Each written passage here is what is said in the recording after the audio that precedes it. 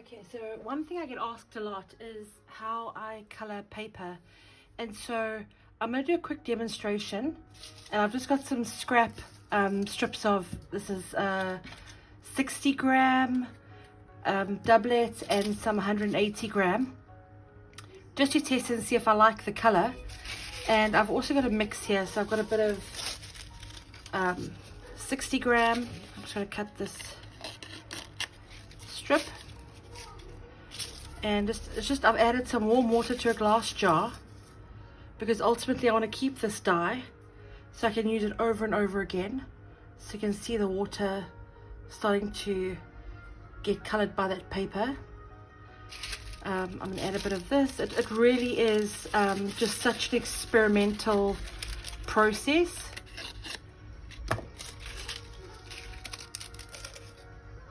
So I'm just going to add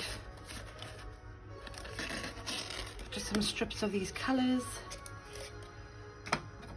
I'm going to use an old paintbrush just to sort of mix that up.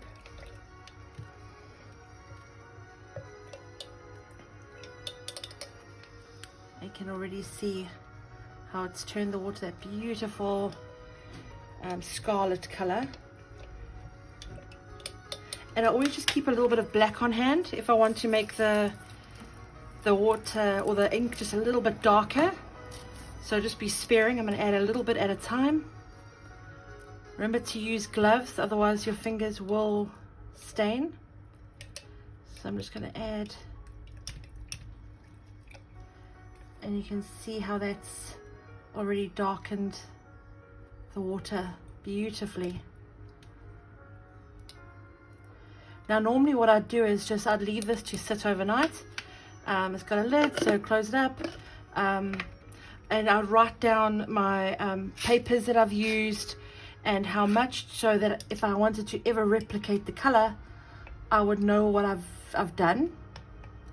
So I'm just going to mix this around a bit more.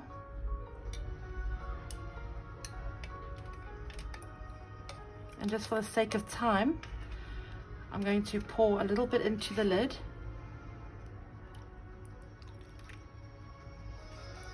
And then I'm going to take my strip of 180 gram.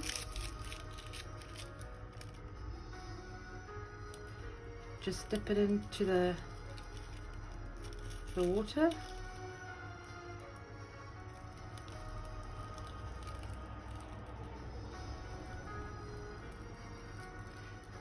I'm just going to lay that out on my watercolor paper just to dry.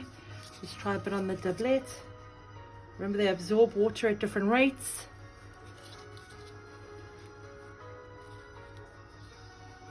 So yeah, let's just try the 60 gram white.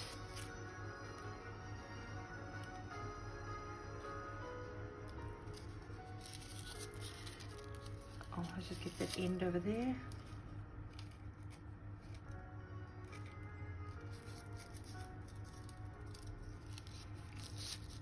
It's such a beautiful color. So now what you can do is just leave that to dry, and then if you feel like the color is a little bit too light, you can always just take it and dip it again, and it will also just add some depth to that color.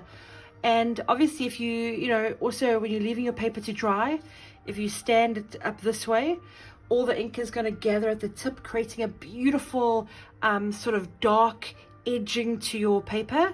If you stand it up this way, the water is going to slowly run down and give you a beautiful sort of soft ombre color, and then also just sort of collect at the bottom and giving you a bit of an ink line. Or you can lay it flat, and then it's just going to dry out like this, and just also give such beautiful variation. So I've also used or created ink using rubbing alcohol, but I found that water just works really well. So you don't have to use expensive things to create some ink. You can go and just use all your scraps, experiment and see what works well together.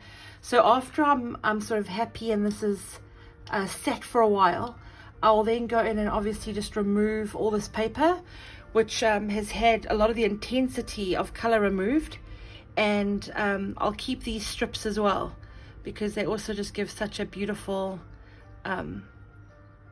it's just such a beautiful color story here. And another thing you can do is just take a piece, something I love to do, and just sort of squeeze it out over your paper. Sort of use your finger as a sort of funnel for the color to run down. I'm going to go in with some of this darker purple color.